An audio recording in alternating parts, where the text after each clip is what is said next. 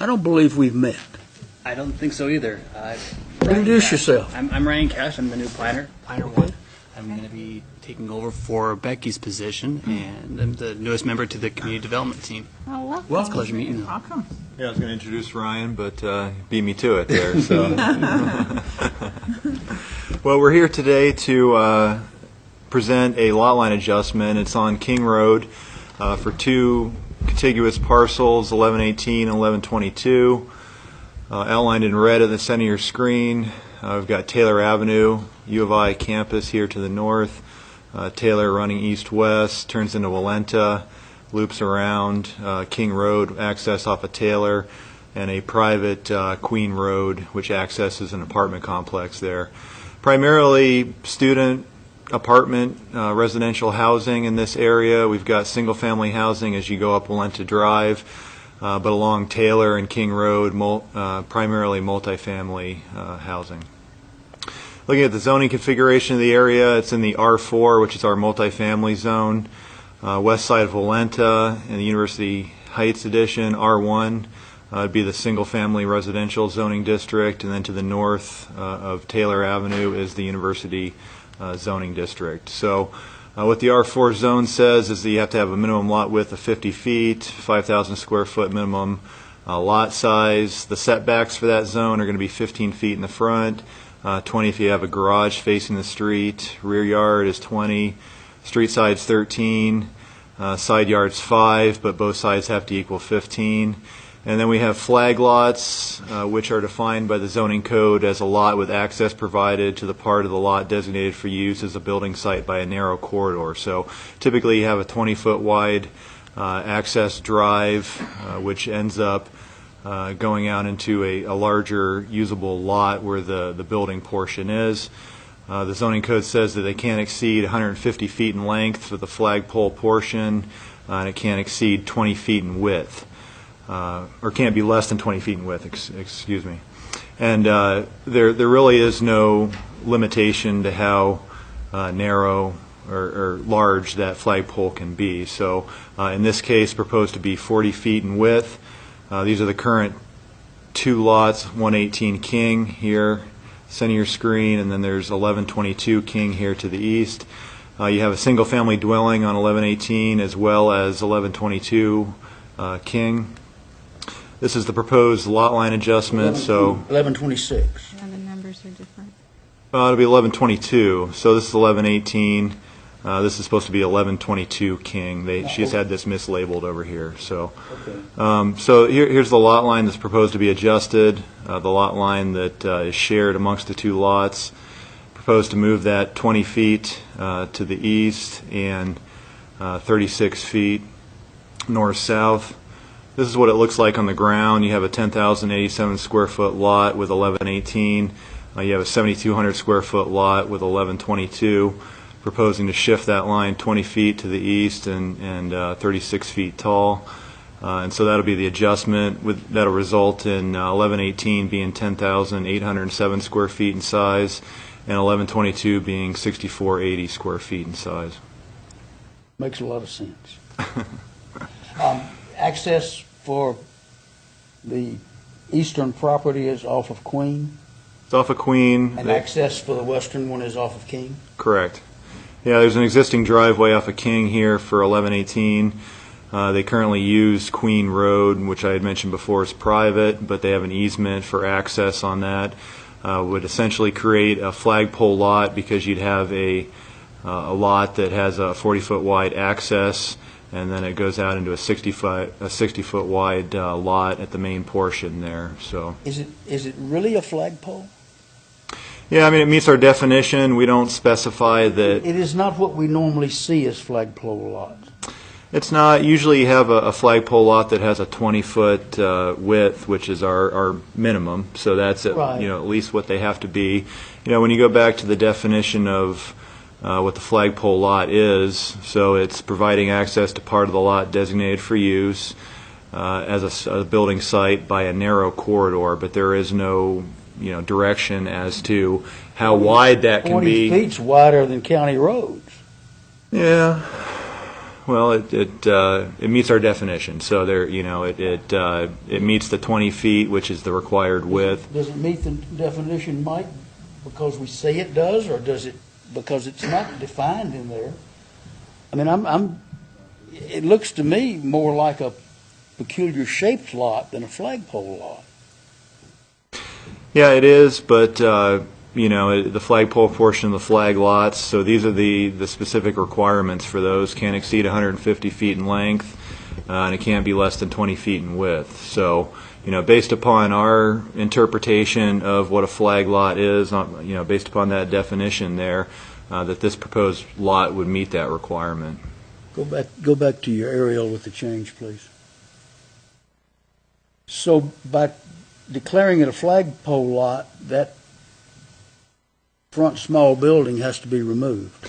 It does, yeah. When we go from a regular lot to a flagpole lot, typically you take the front yard setback on this lot would be measured from the front property line here, so you'd go 15 feet back, 20 in the case of a garage. With a flagpole configuration, we would take that front yard setback from the midpoint of the access portion of the lot, and then you'd measure a radius of 15 feet from here, and that would be your front yard setback. And so that would require the garage to be removed on that portion of the property. So that would be one of our recommended conditions on this. Do they want to remove the garage? Yeah, they're willing to remove the garage. That's Do why they want to remove the garage? I don't think that matters. Well, it sounds like it. Just a second, please. Okay. Do they want to remove it? Well, they do in order to accommodate a future development that they're going to end up building on the site, and this is the reason. I guess for I'm just the- questioning why we're declaring it a flagpole lot and requiring the removal of that structure when I can see how you can say it's a flagpole lot, but it's so wide, I don't know why we have to when our definition in the code does not specify what the width is, other than we deal with not less than 20. Yeah, we just have the minimum width. Well, this is, they submitted the lot line adjustment knowing that they would need to remove the garage. That's why they have it noted on the plans.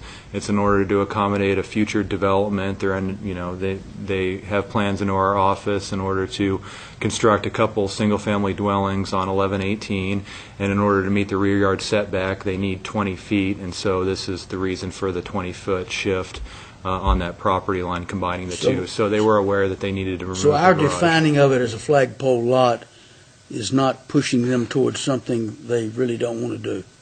No, Okay. it would be more accommodating them in their Okay. development All right. of the parcel. The only question I had to do with planning and zoning. We had a lot of conversation about flagpole configurations, and I remember that wasn't seen as like a conducive design. Do you remember those conversations about all the flagpole conversations with that lot configuration? I mean, I understand the reason they're doing it is because they want to do so, but do you remember that conversation about flagpole shape and what that meant or didn't mean in terms of development?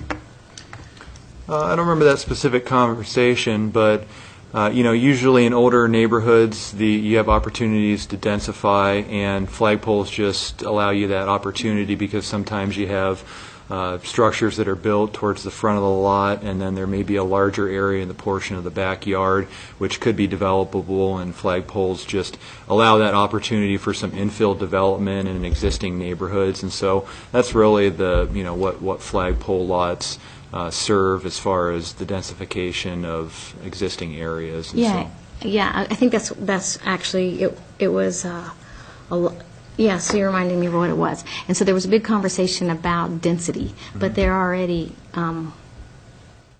they're in the place where they're allowed to be that dense. Yeah, That's what it was. Yeah. Okay, so yeah, that's what I'm trying. I was just trying to remember why that conversation came up, and why flagpole lots had some sort of flag in my mind. So there we go. We don't have a whole lot I remember. of No. flagpole lots.